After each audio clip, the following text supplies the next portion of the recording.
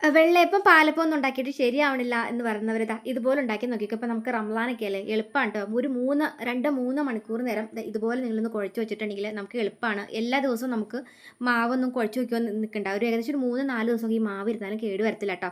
അപ്പോൾ പെട്ടെന്ന് ഉണ്ടാക്കിയെടുക്കാം. ഞാനിത് ഉണ്ടാക്കി വെച്ചിട്ട് ബാക്കിയുള്ള മാവ് ആവശ്യത്തിന് നമുക്ക് ചുട്ടെടുത്താൽ മതിയല്ലോ. അപ്പം ഒരു 3-4 ദിവസമൊക്കെ അവിടെ ഇരുന്നോളൂ. ഫ്രിഡ്ജിൽ ബാക്കിയെടുത്ത് വെച്ചിട്ട് ആവശ്യത്തിന് നമ്മൾ ചൂടിനോട് ചുട്ടെടുത്താൽ മതി കേട്ടോ.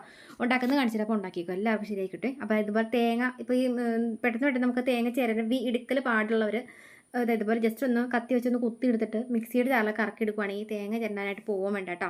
അപ്പോൾ ഞാനിങ്ങനെ തേങ്ങ ചിരണ്ടാൻ പോകാറില്ല. അപ്പോൾ അതാണ് ഞാൻ ഇതിങ്ങനെ ചെയ്തപ്പോൾ നിങ്ങൾ കാണിച്ചു തന്നെ. അപ്പോൾ ഇതുണ്ടല്ലേ, ഇതിങ്ങനെ ഒന്ന് കറക്കി എടുത്താൽ മതി കേട്ടോ.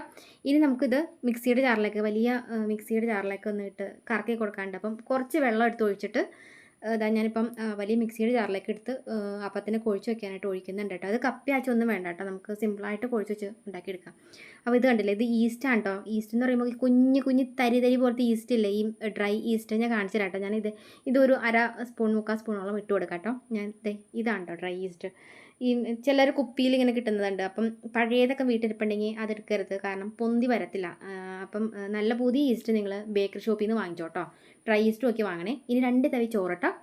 അപ്പം ഈ തേങ്ങ അരച്ച് കലക്കിയേക്കുന്ന ഇതിലേക്ക് നമുക്ക് 2 തവി ചോറ് കൊട്ടാവേ. ഇനി 1 സ്പൂൺ പഞ്ചസാര കേട്ടോ. പഞ്ചസാരയും ഒരു 1/4 സ്പൂണോളം ഉപ്പ്. പഞ്ചസാരയും ഈസ്റ്റൊക്കെ കൂടെ കൂടി ചേർത്ത് നമ്മളിതിങ്ങനെ കുഴച്ച് വെക്കുന്നതുകൊണ്ട് പെട്ടെന്ന് പൊന്തി വരും. ഒരു 3 മണിക്കൂറിനുള്ളിൽ തന്നെ പൊന്തി വരും. അപ്പം ഞാൻ കുറച്ചും കൂടെ വെള്ളം ചേർത്ത് കൊടുത്തിട്ട് ഈ പൊടി കണ്ടോ, ഇത് ഈ വറുത്ത അരിപ്പൊടിയില്ലേ, നമ്മൾ പത്തിരിക്കൊക്കെ ഇടിയപ്പത്തിനൊക്കെ എടുക്കുന്ന ആ സെയിം പൊടിയാണ്. അപ്പോൾ അത് ഞാൻ 3 സ്പൂണോളം കേട്ടോ ഇട്ടേക്കുന്നത്. Sorry, 3 സ്പൂണല്ല, 3 glass. നോമ്പൊക്കെ അല്ലേ, അപ്പം തൊണ്ടവേദനയെ വെള്ളം കുടിച്ചിട്ട്.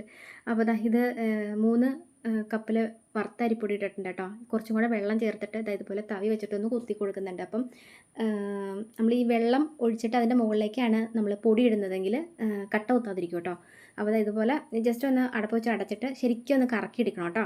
അപ്പോൾ ഇത് കുഴച്ച് വെച്ച് നിങ്ങൾക്ക് മനസ്സിലായില്ലേ, സിമ്പിളാണ്, കുട്ടികൾക്ക് പോലും ഉണ്ടാക്കിയെടുക്കാവുന്നുള്ളൂ. അപ്പം ഈ കപ്പി കാച്ചിട്ടൊക്കെ അപ്പം ഉണ്ടാക്കിയിട്ട് ശരിയായിട്ടില്ലാതെ കുട്ടികൾ ഇതുപോലെ നിങ്ങൾ കുഴച്ച് വെച്ചാൽ മതി.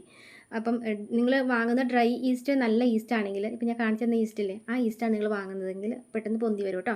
അപ്പോൾ ഇനിയിപ്പോൾ നമുക്കൊന്ന് കുറച്ചുകൂടെ ഇത് തിക്കായിട്ടാണ് മാവിരിക്കുന്നതെങ്കിൽ ഇത്തിരി കൂടി വെള്ളം ചേർത്തിട്ടൊന്ന് ജസ്റ്റ് നമ്മൾ ഈ അപ്പത്തിൻ്റെ മാവിൻ്റെ ഒരു ലൂസ് പരുവല്ലേ, ആ ഒരു പരുവത്തിൽ ജസ്റ്റ് ഒന്ന് തവി വെച്ചിട്ടൊന്ന് ഇളക്കിയിട്ട് മൂടി വെച്ചിട്ട് ഒരു 3 മണിക്കൂർ നേരം ഞാൻ വച്ചായിരുന്നു. ഞാനിപ്പം ഒരു 12 മണി ടൈം ആവാറായപ്പോഴാണ് ഞാനിതൊന്ന് കുഴച്ച് വെച്ചത്. അപ്പം വൈകുന്നേരം ഒരു 5 മണി 6 മണി ടൈമിൽ, നോമ്പിൻ്റെ ടൈമിൽ ചൂടാലോ എന്ന് വെച്ചിട്ട്. അപ്പോൾ 11:45 കഴിഞ്ഞു, 12 മണി ആവാറായി. അപ്പം ഞാൻ മൂടി വെക്കുന്നുണ്ട്. മൂടി വെച്ചിട്ട് ഞാനൊരു 3 മണി ടൈം ആയപ്പം തുറന്നിട്ട് കാണിച്ചു കേട്ടോ. ഇതൊക്കെ ശരിക്കും പൊന്തി വന്നിട്ടുണ്ട്, കണ്ടില്ലേ. ഇതിനി കുറച്ച് നാളുകൊണ്ട് നേരം ഇരുന്നിട്ടുണ്ടെങ്കിൽ ശരിക്കും പൊന്തി പുറത്തോട്ട് ചാടിപ്പോരും. അപ്പം ഞാൻ പെട്ടെന്ന് എടുത്തതാണ്, കണ്ടില്ലേ.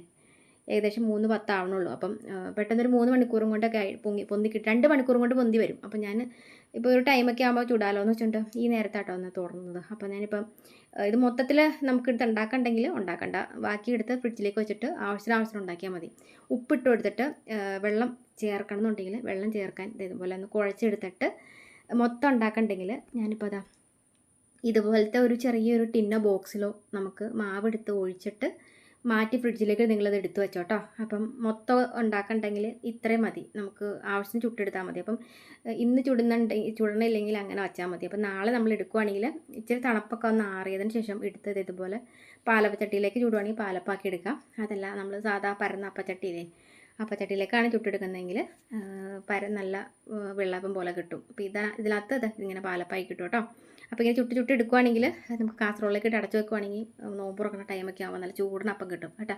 അപ്പം നിങ്ങൾ രാവിലെയോ ഇടത്താഴ്ച എഴുന്നേൽക്കുന്ന ടൈമിലൊക്കെ ആണെങ്കിലും ഇങ്ങനെ എടുക്കുവാണെങ്കിൽ നല്ല ചൂടിനപ്പം ചുട്ടെടുക്കാം. അപ്പം എപ്പോഴും പത്തിരി ഇടിയപ്പൊക്കെ ഉണ്ടാക്കി മടുക്കുമ്പോൾ കുഴച്ച് വെച്ചോ, എളുപ്പത്തിൽ ചുട്ടെടുക്കാനായിട്ട് എളുപ്പമാണ്. അപ്പോൾ ഒന്ന് ട്രൈ ചെയ്തോ.